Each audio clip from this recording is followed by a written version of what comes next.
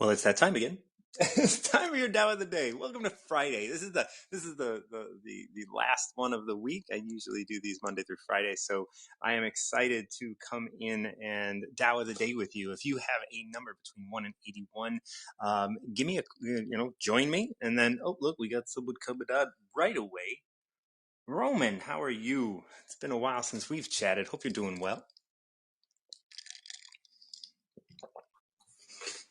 Hello, Martin John. How are you? I'm doing well. How?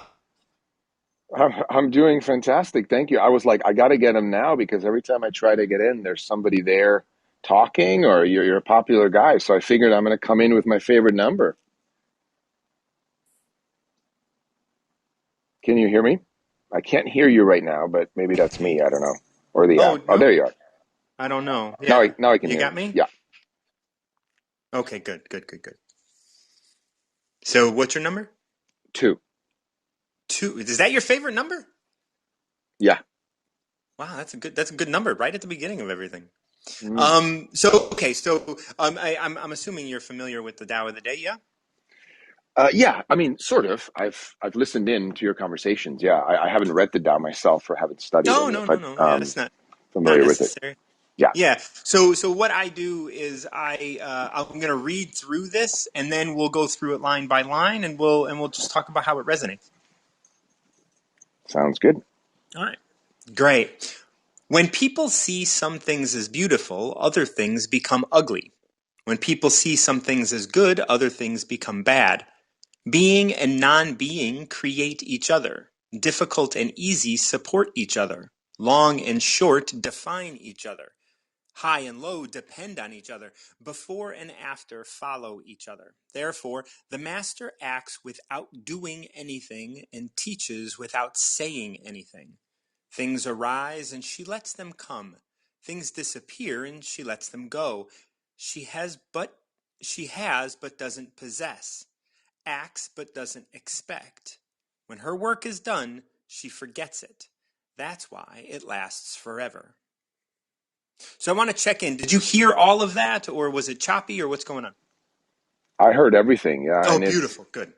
it's exactly, I mean, what I needed to hear because I was just coming off of a he said, she said, right and wrong kind of conversation, and I said to myself, why do I even need to say anything?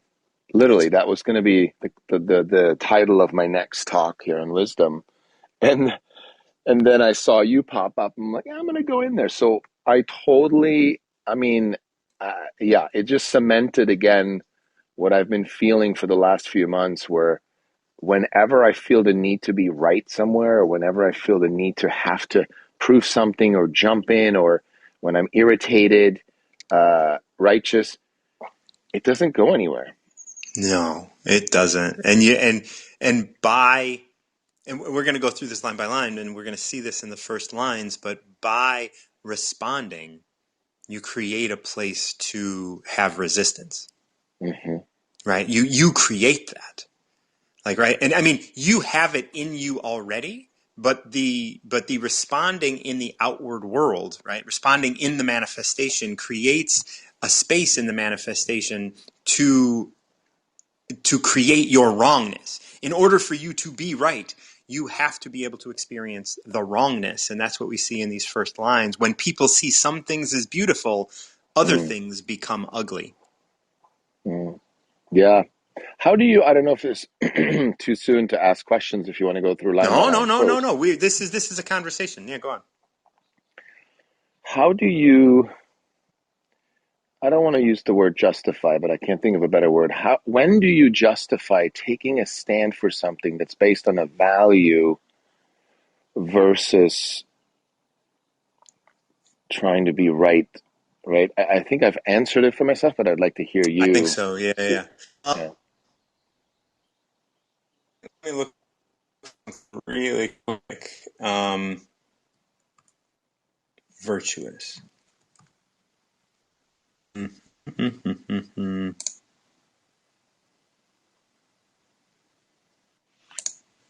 What is it?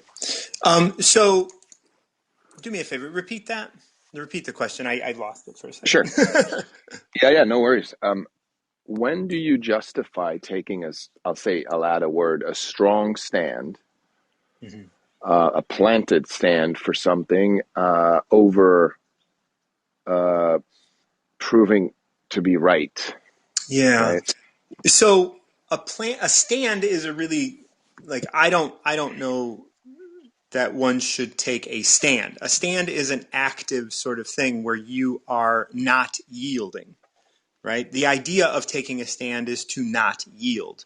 And I think yielding is always needs to be an option. And Mm-hmm. so, even when we talk about like social unease, um, you want to be able to approach that from a place of I am speaking and I am here with a point. Always want, like, and I want to be able to do that in a forceful, be able to utilize both the masculine force and the feminine yield at the same time. So when and I Mm, don't, like, we're talking in broad spectrum here, like if there was an individual, like, Black Lives Matter, let's say, right? Like there needs to be a strong sense of what I'm here to do, right? But mm-hmm. if that is coming from a place of anger, and if that is coming from a place of distrust of the other side, if that's coming from a place of of needing to prove something to yourself and Like others, a righteousness, yeah, right? If that's coming from that place, that is misdirected, and you are yeah, not going to see all of the opportunities that are available to you to gain what it is your goal is. You are standing behind some idea when your person, right, your purpose in this world is yeah, deeper than an explanation. yeah. I just got present to something funny, which is righteousness is inspiring, said nobody ever. Right. You know, You can, it's like, morals and all of those things, we stand on those things and we tell other people how to live. And that's when we lose faith in mankind. That's when we lose faith in what is. When we yeah, have to stand by rules in order to say, this is right. And it's like, yes, like, this is right. And we should step up as if it's right, not that it needs to be fought for. Right. And right, we should just take that right. Although there is a lot of healing that has to happen before that can take place for a lot of things, especially social dis-ease and social unrest. right. Well, it's But interesting there when are you. people who were born to make stands, and that is their purpose, and they are driven not necessarily by anger but by purpose. Yeah, You yeah, may not be driven by that. And so much of the conversation could be, you're either with us or against us, but that's rarely the case. Really, mm, like, really, it's like, well, I believe in this, but like my energy is best spent somewhere else in support of everybody being free to explore themselves. hmm, yeah, yeah. It's interesting. It reminds me. Excuse me. With my project, my wife and I have our ADHD is over Mm-hmm. documentary podcast.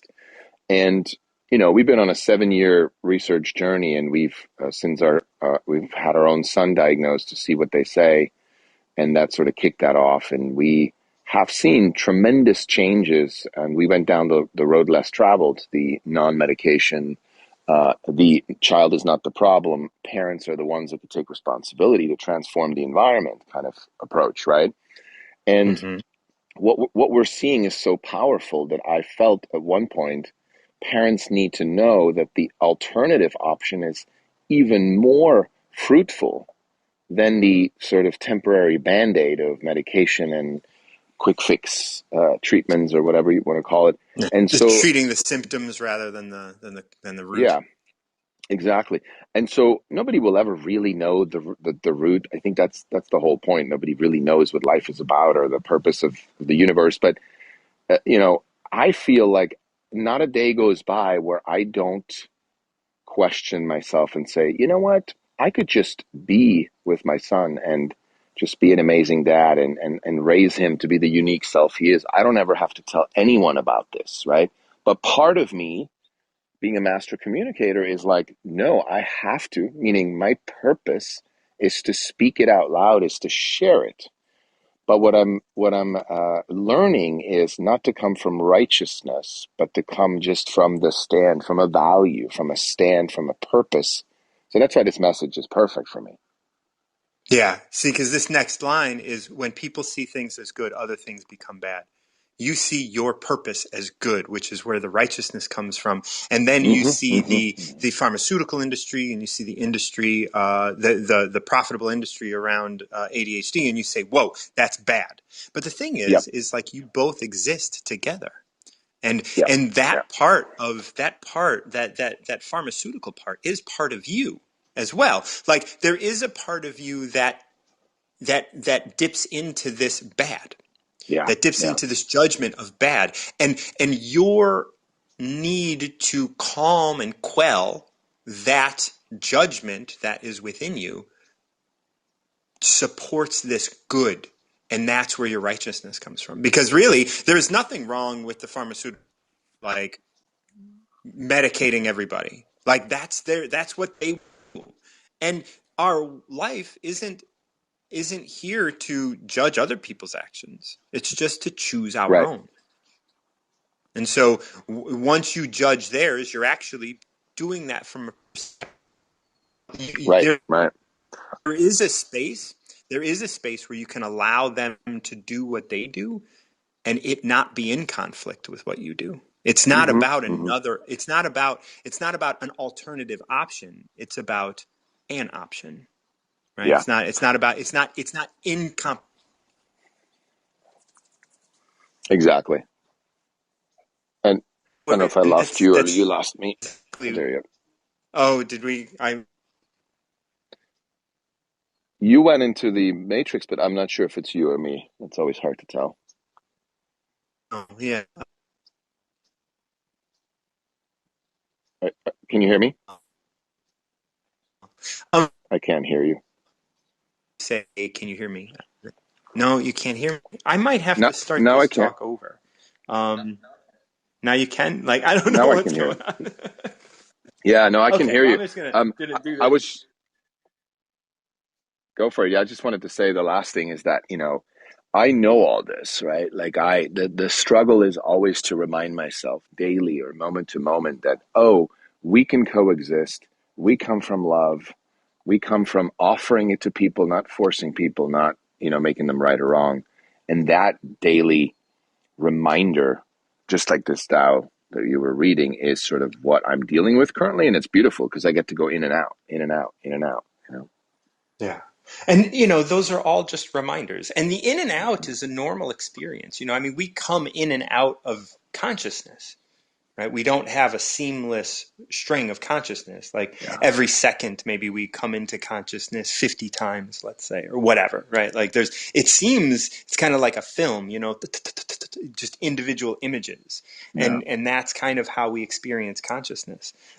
And so, it's popping in and out of consciousness that we experience it. And so hmm, it's this popping in and out and growth through that, and trying to be able to make as seamless an experience as possible is really really a beautiful thing.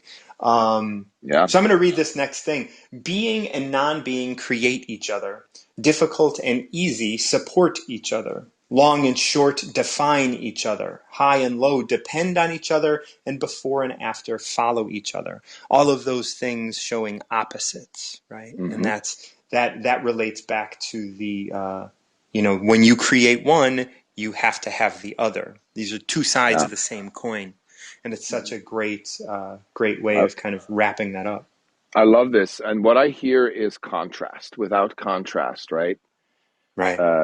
That does not exist. Like without light, there is no darkness, and without darkness, there's no light. So yeah, that's a beautiful yin yang, right? Kind of way to end this. And yeah, thanks for having me on. And this was the perfect a thing to hear to kickstart my morning. So I appreciate you. I appreciate that you're doing this. I'm glad I was finally able to get in Yeah, beyond. me too. So I'm wishing you a wonderful day, and I'm sure we'll talk again soon. Yeah.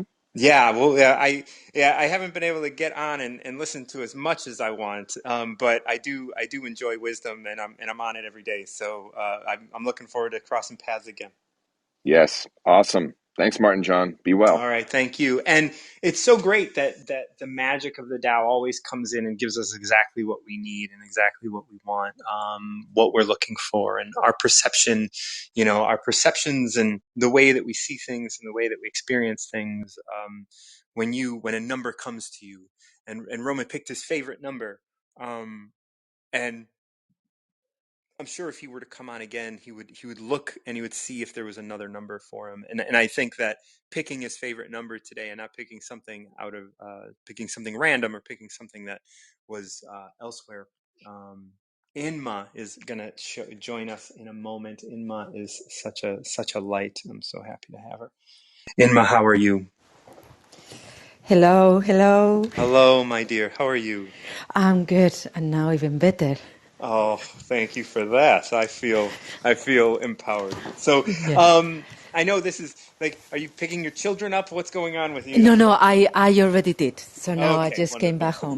back home. But today there was a number that was very alive in me, and I said once I have the chance, then I will just come and I will ask for it.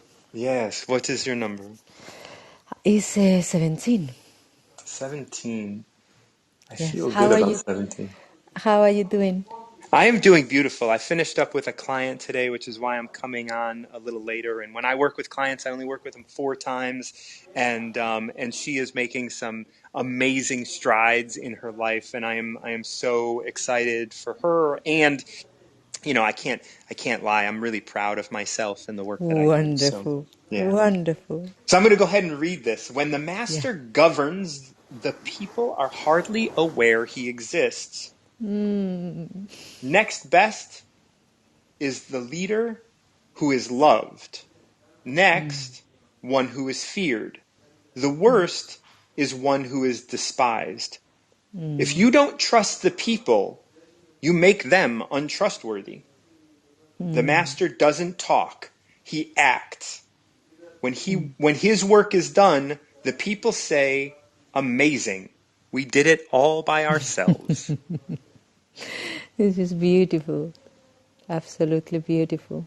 When I read that end, that is the way I want to do my work. I mean, I was just talking about my client. When my client in 3 months, when my client sees all of these shifts, she's going to be like, "Wow, I did it myself." I Yeah. don't want her saying Martin did it. I don't want her saying Martin John helped me do this. I want her saying I did it. I'm here. Yeah. Because I don't want to be that person who is taking credit for the work of another. Yeah. Yes, I helped her see some things, but it was her work that got her there. Yeah. This is so beautiful. I teach a module called Leading Change in Practice, Yes. and in that module, my students have to lead internal change but also external change.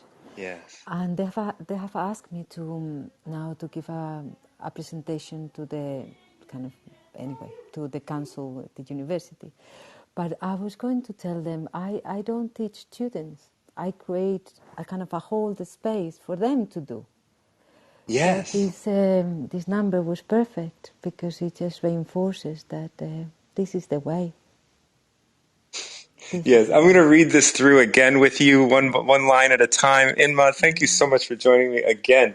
When the master governs, the people hardly aware he exists. This is like you in your course. It's like you allow your students to guide their own learning.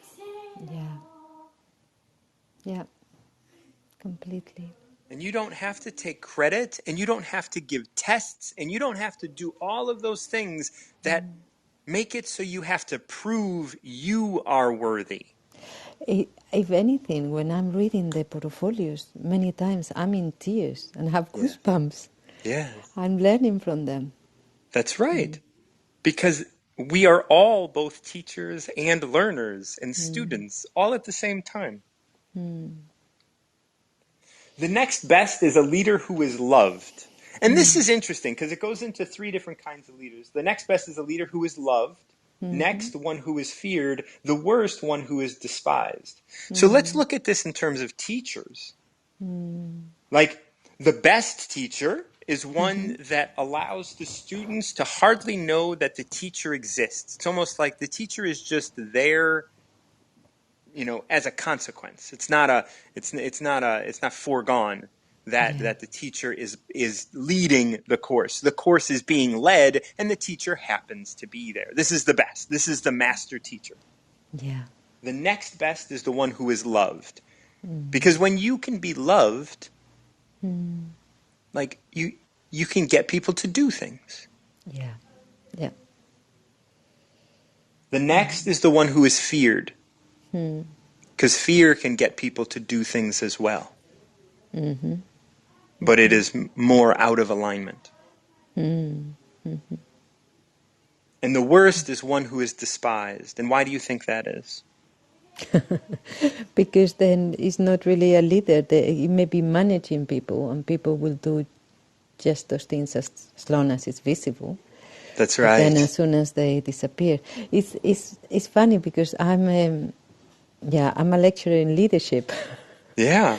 So then this thing beautifully explains what many theories and studies are trying to prove empirically. That's right. If so many managerial courses are like, you want to be liked. You want your people to like you. But that's only the second best. Yep. And when you're in a leadership role, especially in a company, Yeah. you want to be you don't want your staff to think they did it themselves, because if they thought they did it themselves, you might not get a promotion. So it becomes selfish. It becomes this space of you want for you. You want people to love you so they get the job done. You want people to fear you so they get the job done. But then if you are hated, the job will never get done. Yeah. Completely. Thank you so much, Martin. Once again. So it continues, if you don't trust the people, you make them untrustworthy. Yeah. Completely. There is something, the self-fulfilling prophecy. Do you know that one? Oh, When you yes. Yeah, so when you expect people, when you expect, exactly what the Tao is saying. Yeah. When I was in the prisons, one of the things that we were talking about is precisely that. If people are expecting them to be criminals, it's They really will be. difficult not to be. Yeah. Yeah. Like if you expect your child or your student to fail a test, Yeah. how are they going to pass? How are you going to treat them? How are you going to talk to them? Yeah. This is, I come out of addiction. Yeah. When people talk to me as if when people talk to me as if I could not get better, I could not heal, I could not learn. Well, how much more energy do I need to find in order to do that? Just because other people aren't believing in me. And when you don't trust somebody, why shouldn't they steal from you? Yeah. Yeah.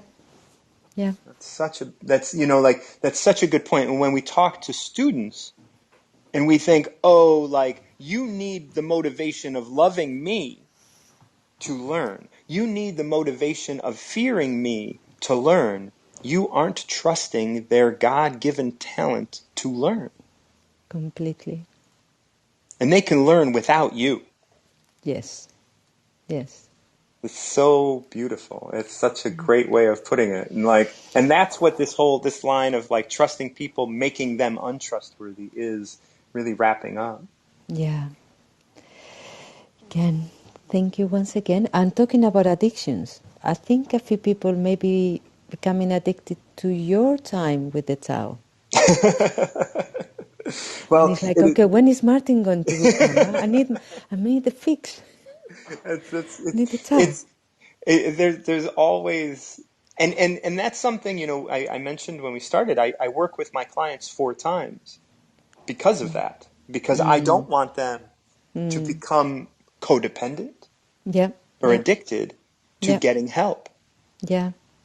Wonderful, It's very important.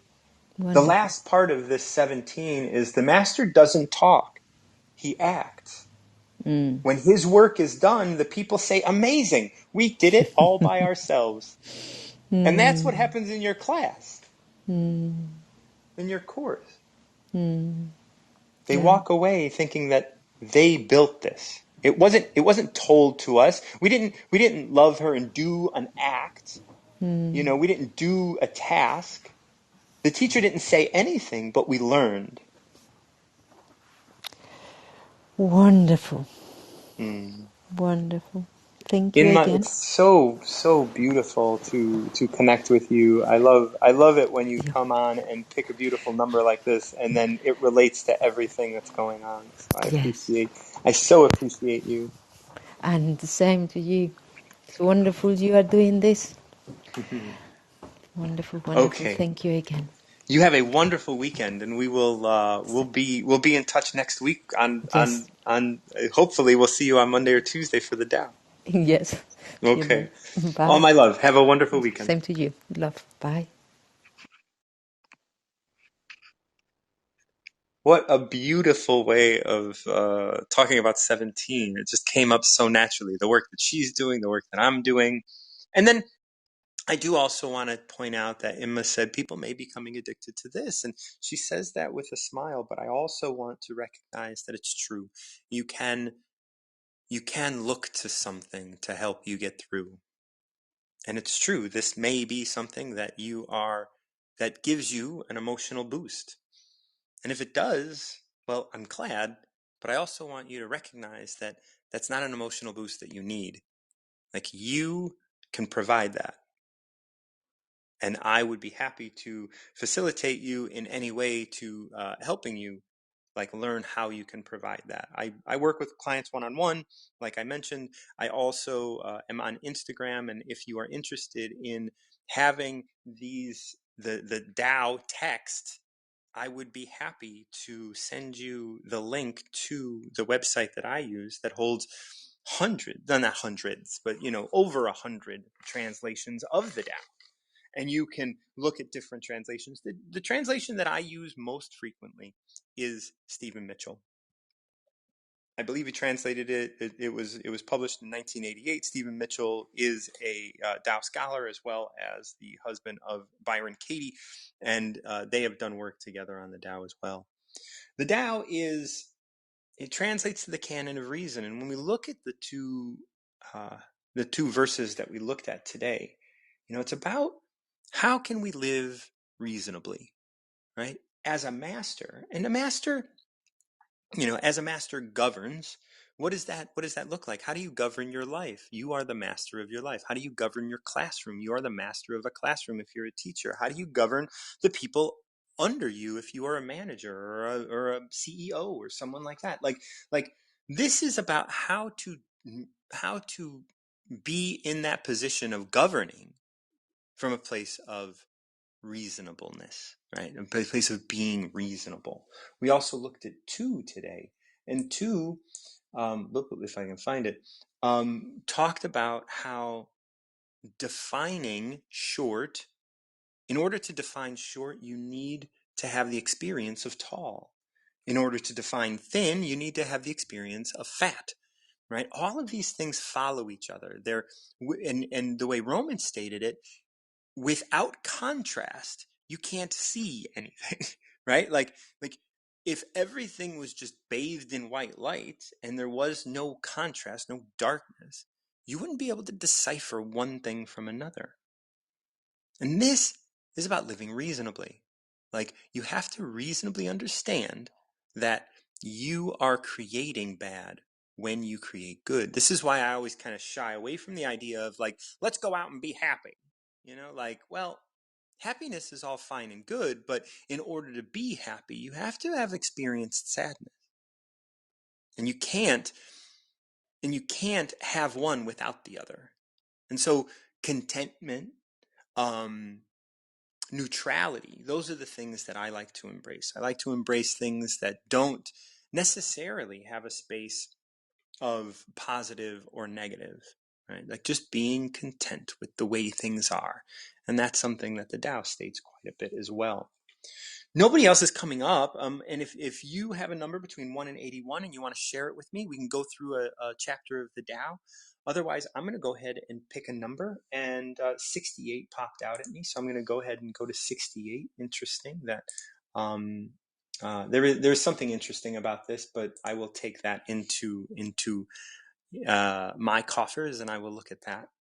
So here is 68. This is one of another one. I mean, there isn't a slack in the Dow. There's 81. Every one of them is a winner for me. So here's another great way of looking at things.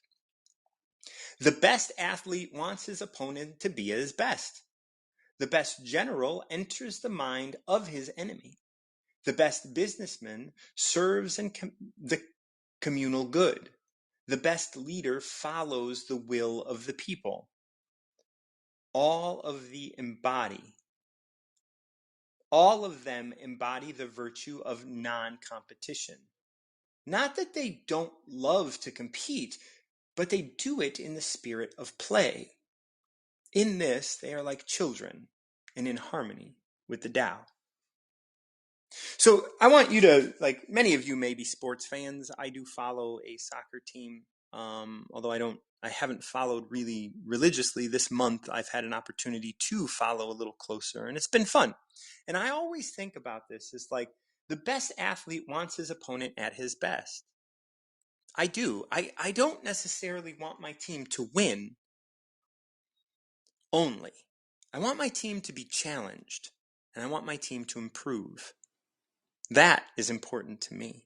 And as an athlete, I mean, when I play soccer or when I play sport, I want to be challenged. I don't want to cheat, and I don't want someone to get injured. Many times I see people in the United States when they watch sports go, "Oh, he got injured. Isn't that great? We're going to be playing with them without their best player." I remember, like I grew up during the Bulls' big, Michael Jordan days. And, thinking about the idea that, wow, people want Michael Jordan to be injured so that he can't play and that he, like they can win. But a true athlete, the best athlete, wants their opponent at their best, because then you will learn. It's like if you're going to take a test, do you want the easy test or do you want the hard test? Usually everyone's going to say, I want the easy test, so make sure I can pass. But the hard test is where you're going to be learning the most. And that's something that is really, it's key to understanding this verse, because if we don't understand this, like the best athlete wants their opponent at their best. They don't have to, and that's being the best athlete. That doesn't necessarily mean the best at the sport that they do. It's just like the best in their mind. They're okay with losing, because losing is an opportunity to win, right? It's an opportunity to win the lesson of the loss. The best general enters the mind of his enemy. If we think about generals in terms of war and army and stuff like that, like the old army games, like what ends up happening is a lot of generals throughout history didn't want to enter their opponent's mind. They said, no, I'm better, and we are going to move forward with my ideas. But stratagem and looking at the whole and approaching these experiences by conceding that someone else may know something other than you and trying to enter the mind of those people, that is how we grow and learn and advance ourselves. The best businessman serves the communal good. And I think we've lost sight of this a lot these days. The idea that, started probably in the 40s and 50s is that as salespeople, and we're all salespeople in some fashion, we have to find the good and sell the good rather than finding the communal good and being able to allow it to be sold.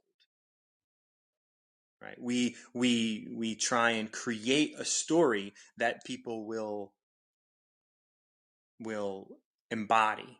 And once they embody it, they can buy our product and solve their problem. But that's not the best businessman. The best leaders follows the people. Well, the best leader follows the will of the people. This is another place we've lost. Are we seeing our politicians like follow the will of the people, or are they trying to sway the will of the people to follow their agenda? And that's the thing that we're seeing, I think, more. We have an agenda, and then we know how to market, right? This idea of the best businessman serves the communal good. Well, we have learned over time that marketing can change the way we express the good.